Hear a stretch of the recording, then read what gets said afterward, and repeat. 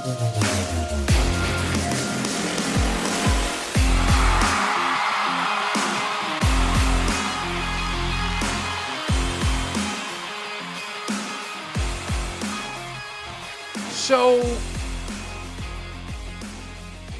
am I the only one that's not worried about the Colts offensive line right now? Like, I'm trying to figure out exactly what it is that people are so worried about up front for the Indianapolis Colts. Well, actually, let me correct myself. It's not that I'm trying to figure out. On some level, I do get it. We lose Ryan Kelly, who everyone wanted gone. At least as per the consensus, a lot of people said you could let Ryan Kelly walk. We lose Will Fries. Braden Smith hasn't shown up to work in a period of time. So when a Colts fan is to say they're uncertain about the direction the Colts are going up front, this much I can understand. But it seems as that that's not where people are stopping that discussion. Like, people are literally making it like the Colts absolutely need to address the right guard position.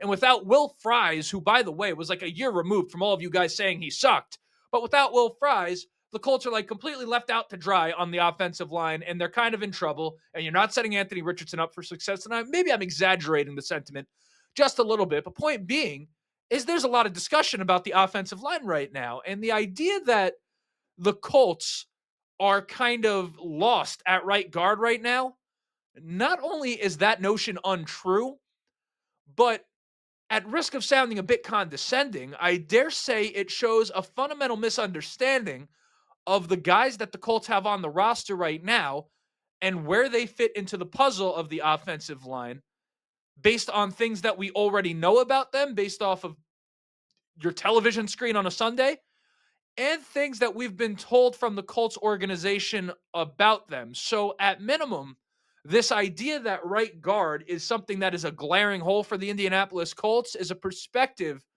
that confuses uncertainty and a lack of answers with a lack of options. And those two things are not the same thing. Like, just because you're not entirely sure does not mean that the Colts don't have all they need and more on the offensive line in terms of filling in the right guard. Because while people are sitting here and saying we need a guy to come in and replace Will Fries, I'm looking at it and saying I think we have 9 dudes right now on the roster that play offensive line that can reasonably be expected to go out there and produce for the team. Like, the left side of the line, we already know is set, right? You have Bernard Raymond, who by all counts is one more season away. If he plays like he did this past year, he does that again, he's going to be cemented as one of the elite left tackles in the game, one of the elite blind sides, one of the most valuable positions in the NFL. In my opinion, he's already in that top 10. But again, when you're talking about respect around the league and like just full acknowledgement, one more season is all he needs. And of course, Big Q at left guard, that's a future Hall of Famer who's still at the top of his game. Now, the right side of the line and the center position, I suppose, is where the conversation begins. And that's kind of the side of things, though, that I feel when you put on your critical thinking cap, which we're about to do, I'm pretty confident that you're going to come out of it feeling solid about where the Colts are at up front, or at minimum, you're going to perhaps feel a bit differently than you do, at least feel a little more comfortable than you do.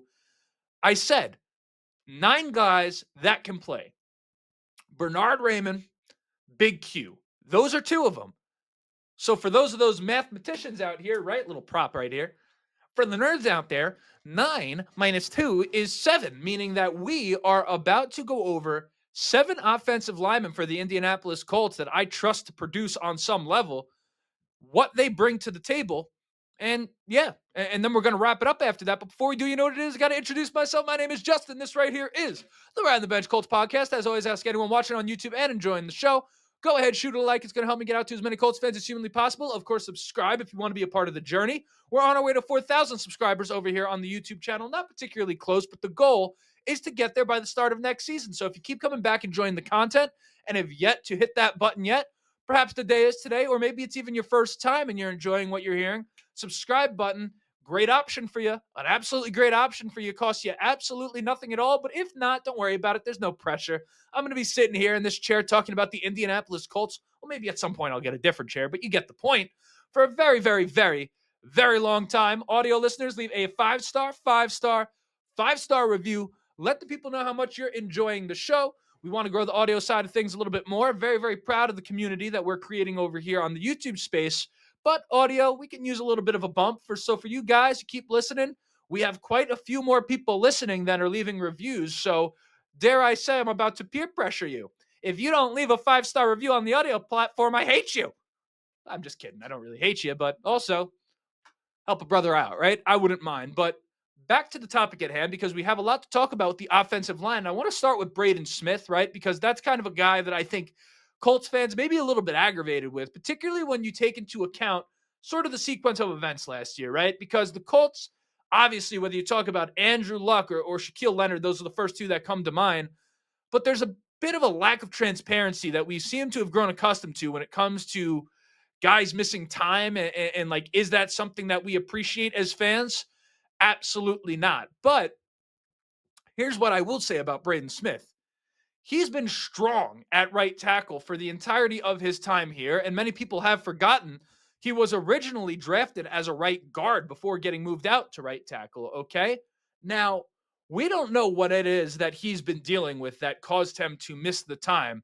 And I'll allow you guys to make the direct speculations. Like, for me personally, if I'm trying to be responsible, I refuse to do that type of thing. But what I will do is tell you what we know about Braden Smith at the moment. What we know is that he underwent knee surgery following the 2023 season. Then, during the season, dealt with a hip injury and was shut down due to whatever it is that he's dealing with. Now, the hip injury, and I'm not a doctor, but when you have something like a knee surgery, of course, you're kind of immobilized for a little bit. There's some imbalances. I tore my Achilles, so this is my experience. These are my qualifications to speak about this. Can't use that knee. All of a sudden, maybe there's a little bit of an imbalance that happens because, okay, that side, there's a little bit of atrophy. That side of your leg gets weaker. And all of a sudden, now you're imbalanced out of nowhere. Boom, you're dealing with a hip issue. It's kind of like a residual effect. But nonetheless, it's really kind of a digression entirely. We know that he was shut down due to whatever it is that he was dealing with following those injuries. That's a lot of injuries, right? And we know when you get injuries at that scale, there's a pain management process that comes with that, let alone the mental toll that can come with rehabbing a number of injuries like that, a la Andrew Luck, who had to rehab so much that it drove him into a retirement. Okay. And then you have players on the team, Shane Steichen, Chris Ballard, in essence, I'm paraphrasing, saying, when they're asked about Braden Smith, that they're respecting his privacy and supporting him while he deals with a personal issue. Again, what that personal issue is, we don't know.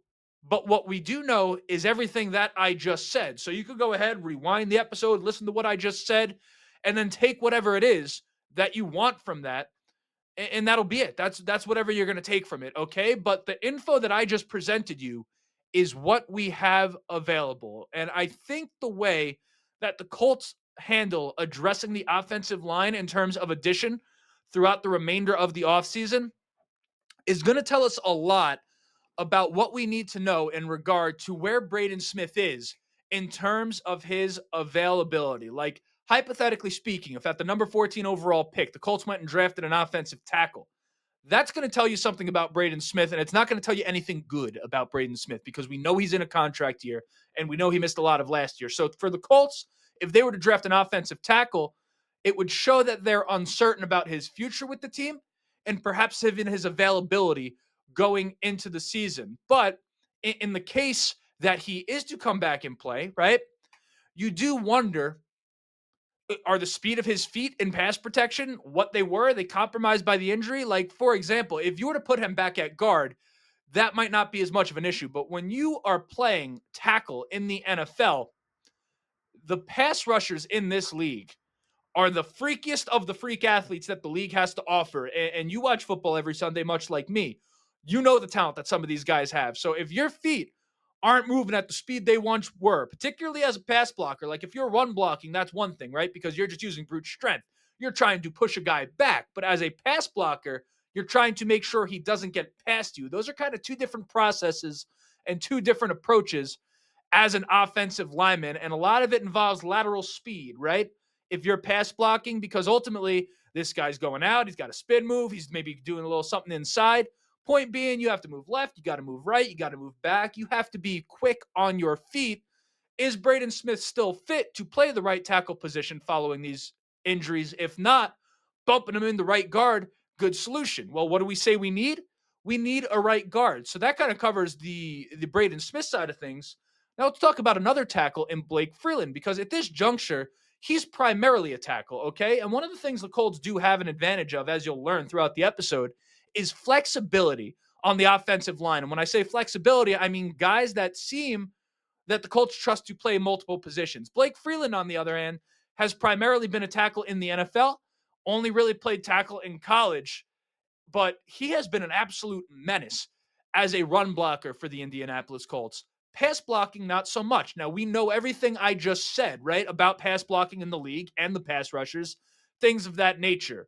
When you're a tackle, if you're struggling as a pass blocker, that is going to be a problem. Like, that is a must have for any tackle in the league. A guard, of course, you want them to be able to pass block, but you can get away with maybe a little more deficiencies there just because you kind of have the protection of getting help from the center, getting help from the tackle. Of course, teams aren't putting their best pass rusher in the one technique or the three technique, right? They're putting them on the outside. So a guard may not exactly need to be quite as proficient of a pass blocker as a tackle, but nonetheless, you would still, right? Blake Freeland, not a guard, right? I almost forgot what I was talking about there for a second. But here's the thing. He's still 23 years of age. And you're talking about a guy that's been so proficient as a run blocker that if he were to develop as a pass blocker, you're talking about a stud of an offensive tackle there in Blake Freeland. And again, 23 years young, plenty of reason to be optimistic knowing the Colts' track record at the offensive line. Matt Goncalves, let's talk about him next. And this right here is the guy that Colts fans, Colts talking heads are not talking about enough. The young man out of Long Island, New York, baby, went to high school around 20 minutes from where it is that I'm recording this episode right now, okay? Third round pick last year, a guy that was projected to be potentially a first round pick going into his last season at college, ultimately ended up injured during the season, slipped down a couple people's draft board, and then boom, you have him in the third round to the Indianapolis Colts. But listen to this, what Chris Ballard said about him after drafting him, okay? And this is a direct quote. Being able to get Matt in the third, come back and get a tackle / guard. He didn't say slash. Okay, not a direct quote, but bear with me. He's got a lot of position flexibility. He started at left tackle, started at right tackle. We think he can play guard. We're not so sure he can't play center. So excited to get him. I think he'll come in and he'll compete. He'll compete and put some heat on guys. Well, okay. That was before last season. Matt Goncalves got time starting at right tackle last year in the place of Braden Smith. He played fine, nothing special, but at the same time, a rookie. Not everyone just comes in and is Penei Sewell immediately, okay, and immediately hits the ground running. The jump in competition from college to the NFL on the defensive line is huge, right? As it is at every position, but particularly, again, if you're out there playing tackle, what do I keep saying? These pass rushers, dude, are something else. Like, this is why the best pass rushers are always like a top 5 pick, which is kind of why when you're drafting a pass rusher in the mid part of the first round, not to say that guy couldn't play, right? We have a Latu, but at the same time, when a guy is a surefire, 100%, this guy's going to be a star, those are top 5 picks because those guys in the NFL can wreck an entire game. But back to Goncalves, he is the guy for the Indianapolis Colts that if you asked me this time next year, Colts fans are going to be very, very, very fond of him. I don't make an official prediction of sorts, but I think there's a pretty good chance that this guy ends up starting somewhere on the offensive line for us. Tanor Bortellini, same draft class as Goncalves. Goncalves a third rounder, Bortellini a fourth rounder, this being last year, gets a lot of recognition from Colts fans, right? So while Goncalves doesn't get as much love, Bortellini is a guy that many people view as the sole reason the Colts were comfortable letting Ryan Kelly walk. Chris Ballard also on record saying that he feels Bortellini showed flashes at guard as well as center for the Indianapolis Colts, which is important because don't forget, the only reason that Tanor Bortellini got the start at center to begin with is because Wesley French was hurt. And the Colts have Wesley French, and they have Denny Pinter, two guys that have played both guard and center in this league as well. Those two names don't even account for Dalton Tucker, who came in at right guard last year and wasn't really all that shabby himself. Okay, now he started real strong before ultimately having some inconsistencies, but he's 25 years old. So, in theory, this is a time in Dalton Tucker's career where he should be improving as a player, not staying flat and not regressing. So, to kind of recap everything we just talked about on the offensive line, the Colts left tackle and left guard are filled. Okay, we know those are in place. They need to fill center if that's not already secure with Bortellini, right guard, and potentially right tackle, depending on what's going on with Braden Smith. So that's 3 positions. The pieces they have to fill those 3 positions are Bortellini and Braden Smith, as I just said, Wesley French, Danny Pinter, Dalton Tucker, Matt Goncalves, and Blake Freeland. You think between those 7 guys, they don't have their starters on the right side of the offensive line? Like, are you sure that between those 7 guys, you don't feel they have their guy? Because to me, it sounds like not only do they have the guy that is going to start for them, but they likely have depth and good depth behind him. So that's kind of my take on the offensive line right now. And I'm curious if I was able to change your mind or if you're still worried. Maybe you already agreed with me coming into the episode, or perhaps I've simply just made you rethink where it is that you were at. Let me know in the comments section, because of all of the potential worries for Indianapolis right now. The offensive line is just not one of them for me. Like, it seems pretty low on the list at the moment, right? You're talking linebacker, really big one for the Indianapolis Colts at the moment. Defensive line, kind of a sneaky one. And I know Colts fans are tired of getting defensive linemen, but I think a little depth at defensive tackle would be nice. I know we brought in the guy from the Rams. That's all good and well. But at the same time, think about like a Grover Stewart. Before he was Grover Stewart, he was like a 3rd or 4th round pick or something like that. I don't have it directly to reference. Point being, he was a mid-round pick that kind of sat on the bench and built his way up for a few years. Okay, we can use another Grover Stewart type of player maybe out of the draft that we can afford to let sit back there and come into their own, right? A pass-catching back. We brought in Khalil Herbert. A lot of people like that signing. I don't dislike the signing per se, but at the same time, if you're talking about a guy that complements Jonathan Taylor as opposed to simply is another option in the case that you need to take Jonathan Taylor off the field, someone that could come in and do the same thing, Khalil Herbert is not a complement. He's the other thing I just said. I know that was kind of worded maybe a little bit unclear. Point being, we need a guy who can come out there and catch the damn ball with consistency that's not named Tyler Goodson. For me, that's a huge need for the Indianapolis Colts. And again, did I already say linebacker? Quarterback, please. Let's take a break from quarterback for just a second if we can. I know it's something that we're just going to have to talk about over and over and over again because it's the NFL. Quarterback is, well, the quarterback, right? I mean, if you're a fan of football, you understand what I'm getting at. Kind of hard to tell the story of a team without talking about the quarterback, right? And ultimately, that's kind of what we're doing over here, is trying to make sure we have a holistic view at the Colts. But again, kind of just want to say to you, hey, offensive line, are you sure you're worried about that position? Because right now, I think you make one addition to that group and you're set. But if you didn't make one at all, I mean, I certainly wouldn't be upset. Like, I think we would be okay. So, yeah, let me know what you think. But that was an episode right there. My name is Justin. This right here is the Riding the Bench Colts podcast. Just hit my knuckle on the table. Did that show up on the mic? Like, subscribe if you have not yet. And as always, go Colts.